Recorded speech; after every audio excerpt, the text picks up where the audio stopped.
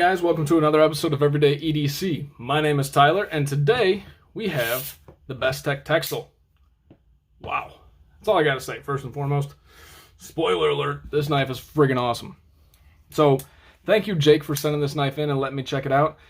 You hear a lot about the Bestech Texels, and they're not lying. Everything that everybody tells you, they're not lying. So first and foremost, the fit and finish, pretty darn good. We have a nice little lanyard hole that's unobtrusive, kind of adds to the ergonomic value of this knife.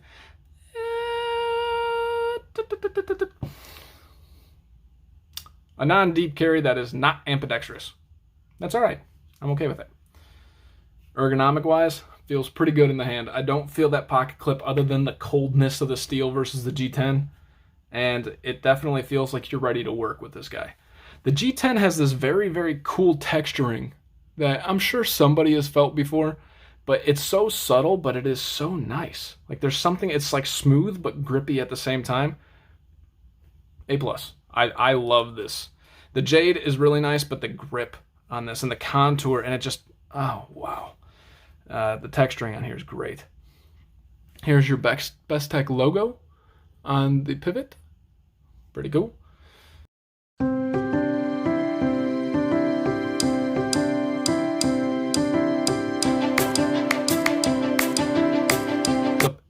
We have the Purvis designs there with the D2 blade and the Bestech logo right there.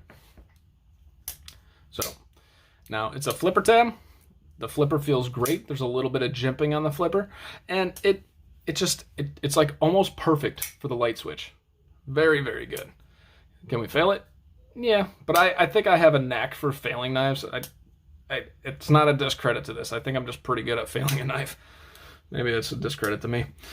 Take it for what you will. Awesome sheep's foot style blade here. A little bit of swedge going on here, and then a full flat grind coming down from that. It probably goes up about 3/4 of the length of the blade. This is not a finger choil, guys. Unless you're a friggin' toddler. This is not a finger choil. Do not stick your finger in there. You will cut your stuff. All right. So we have a D2 sheep's foot blade, and the action. Just check this out. Hold on. Well. So the action on it's pretty darn good. It is absolutely, it's not ball shut, but what I can show you, or maybe you can't show you, I don't feel it. We always talk about kind of like the frictionless feeling. I don't feel this moving at all on the inside. Absolutely great. So as we said, the fit and finish is great. Let's take a look at the liners on the inside. They are nice. They're nice. So as you can see, they're skeletonized pretty well on the one side. Actually, on the other side, there's some skeletonized down here too. So they did a lot of weight relieving on this. The ergonomics are good. I love, this is the best working blade, in my opinion, is this sheep's foot style that is subtle. You don't have, I mean, it's a clear sheep's foot style, but it's subtle. That's my favorite blade shape in this current point in time in my life. I used to think it was Warncliffe's, and then another review that I've already done, I don't. So we got some nice jimping up here, unobtrusive but grippy, and it is pretty functional. All right, I think we've talked enough. Let's get you guys some specs. So the overall weight on this Bestech Texel is coming in at 3.55 ounces, so pretty light. Let's see if it meets that ounce and inch mark, which I don't think it does, but it comes close. It certainly comes close. So the blade is about in between 3 1/4 and, I don't know, it's actually right at 3 1/4. The cutting edge is just sub 3 1/4, not by much. So you're not getting that blade to length ratio, not a big deal. The overall length of this knife is 7.5 inches. Now let's check the blade stock, because this is a nice little slicey guy himself. I keep touching the blade. I'm surprised it hasn't ripped me open yet. So the blade stock's coming in at 125 thousandths. Pretty good. Let's check the behind the edge. The behind the edge is coming in right at 20 thousandths. Behind the edge is 0. No, dumbass.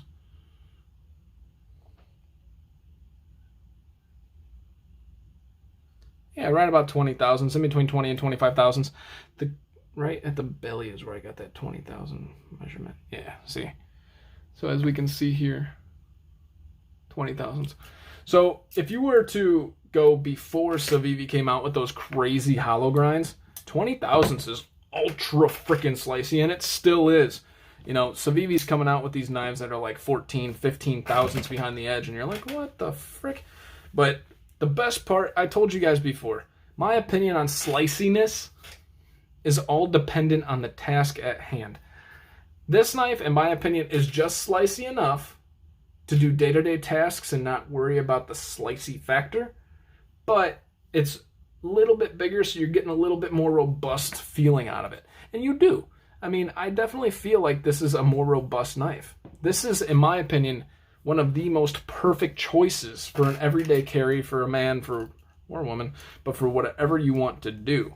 It's ready for that task unless you're going bushcrafting or something. So the overall width of this knife is 0.54 inches. That's coming about 0.04 inches bigger than most knives. Not a giant deal there. The overall height is coming in at 115 thousandths, but if you include the flipper tab, 120 thousandths. Not a big deal. As we said before in other videos, that the Spyderco PM2 is coming in at about 1.6 in height. You guys want to see some size comparisons? Huh? Do you? Well, I'm going to show you, so fast forward if you don't. All right. Kind of being obnoxious, I apologize. Here's the Rat Model 1 and the Rat Model 2. As you can see, it's actually, I never realized this, it feels so much bigger in hand than the Rat Model 2, but it's about the same. I was going to look into the camera, but I don't want you guys to see my bald spot.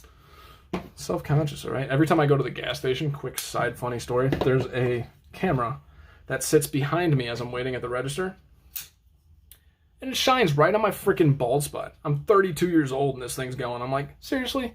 You guys are just being dicks. Like, what the fuck? All right, so we have the PM2 and the Paramilitary 3. So as you can see here, it's about the same exact length as a PM3. Once again, the PM3 is Jake's blade. This is also Jake's blade, so thank you, Jake, for letting me review these and letting me see these knives. This is very cool. Very, very stand-up thing for him to do. I really, really appreciate it. So this is the CJRB mini feldspar and the regular size feldspar, large feldspar, whatever you want to call it. It's slightly bigger than the mini feldspar and a little bit smaller than the large feldspar, then it is larger than the mini. Does that make sense? Have fun with that. Rewind it, try to figure it out. I might cut that out because that's obnoxious. I'm being obnoxious. Like I said, today I'm just like firing on all friggin' cylinders. So here's the Civivi Odium and the Civivi Dogma. It is just about the same length as the Dogma. Dogma's got it by maybe 1/8 of an inch. Obviously much larger than the Civivi Odium. So, overall thoughts on this guy. My overall thoughts on this knife is ergonomically sound. It is a beast. Working, it is a beast. The grip on this G10 is amazing. The Bestech logo right there looks pretty freaking cool. The blade shape looks great. It's a great working blade shape, and you got a slight tumble finish. It almost looks like they did like an acid wash or a color here, just on right there. As you see it going up right in between the swedge and the actual grind of the blade, so it's pretty sweet. That does look nice. I'm talking about it, but not showing.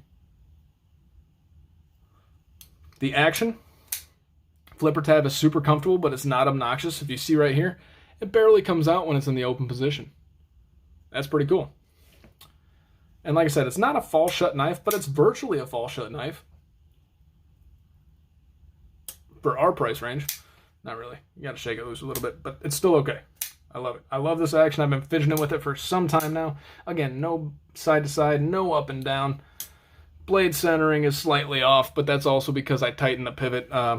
I don't know if it's the way, Jake, you had your knives tuned or not, let me know. But I tightened some of them down because I had a clicking feeling in almost all of them when I got them. Not a big deal, and that might have been the way that you had it set, which everybody has their own preference because it's not really a blade play. It's just that like you can feel the pivot kind of do that micro shift. And as a review, I wanted to get rid of that, but I'm sure that I can center this blade because it's not rubbing or anything. I'm sure I can center it, and I'm not going to fault it for that. Not to mention, this is a knife that he did use. I have used a little bit, and it's not brand new out of the box, so it's hard to establish if that was there or just due to our tuning back and forth. Overall thoughts, I forgot to mention the lanyard hole again. It's unobtrusive, it's nice. I wish it had a deep carry, and the biggest complaint that I have, which is microscopic, is this pocket clip. It looks kind of dumb. It's just like, I feel like they cut it out of a friggin', actually that's what it looks like, a zip tie. This looks like a friggin' zip tie pocket clip. Like they took a metal zip tie and cut it. Other than that, which is the absolute most bare minimum complaint one could have about a knife, not a huge deal. Last check, T8 on the pivot, and unfortunately T6 on the rest of the screws. Not a big deal either. So biggest complaints, pocket clip, T6 screws. That's it. Ergonomics, you're getting an A-, A. Grip, you're getting probably an A. I love this G10 grip. It's once you start feeling more and more, oh my gosh, it's nice. I don't mind the lanyard hole. It's unobtrusive and it actually helps fill out the hand a little bit more. The blade shape is fantastic, and the working, everything about this knife is fantastic. If you chose to go with the Bestech Texel for like I'm going to carry this every day of my life knife because I just want something that's universal and not obnoxiously expensive, which I believe this price is coming in between $50 and $60. I might have to correct that in the description. I don't remember. I did not purchase this. That's why it's not on the top of my mind. This is Jake's knife, so I would have to really look that up. But I don't even remember if I mentioned it's D2. But everything about this just screams, use me and use me every day. I'm an awesome knife. That's what this knife screams to me. So, the Bestech Texel. Absolutely fantastic freaking knife. It's a gorgeous looking knife. It's awesome. It looks like you want to use it, but it still looks nice. And oh man, I know everybody's said it before, but in my opinion, you can't go wrong with this. After feeling so many different knives, you just absolutely cannot go wrong with the Bestech Texel. So thank you guys so much for watching. My name is Tyler. This has been Everyday EDC. You guys stay sharp, stay safe, have a great freaking day. Thanks for watching. Oh, last plug here. I never do this, but I was looking through my analytics of my YouTube stuff. There are 70% of you that haven't subscribed that watch my stuff on a regular basis. So, while I appreciate you watching, here's like the one and only plug that I very rarely do. But that's a frustrating number to see. So please, those of you who haven't subscribed that enjoy the channel, just subscribe for me. Start interacting with the channel. That's what makes it fun. That's why I enjoy making this channel, is interacting with you guys and getting to know you. And you benefit me by subscribing just by virtue of the fact it benefits my ego as I see a number growing up. So thank you guys again so much for watching. Have a great day.